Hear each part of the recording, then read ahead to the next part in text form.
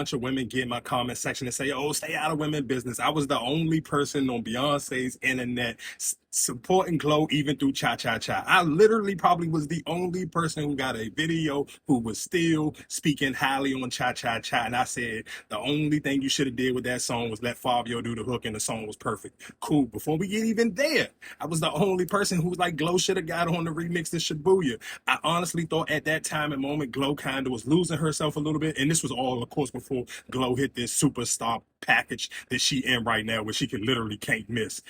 But just realistically, I always say this as well. I do think women use the word friend too loosely. And realistically, what even this girl didn't just randomly come out and say this, because Gloss did an interview, I believe, with the Shade Room, and she was sitting here like kind of beating around the bush and saying how her and Glow is friends. To me, this is out from the way y'all came into the game and what from people outside of the world look at how Memphis carry and move from just how we pay attention from the outside looking in.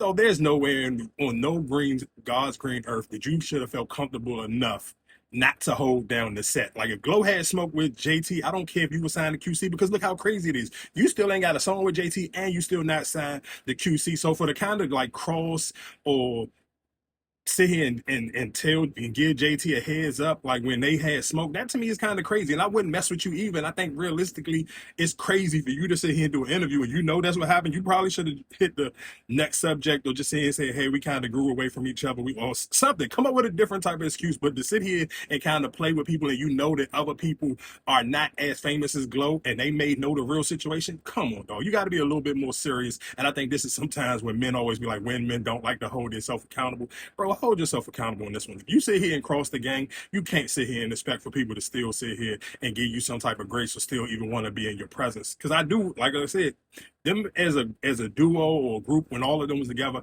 I do think they was making some of their best music. But Glow done kind of found the pocket for herself, which she don't need people no more. So I'm not mad at Glow.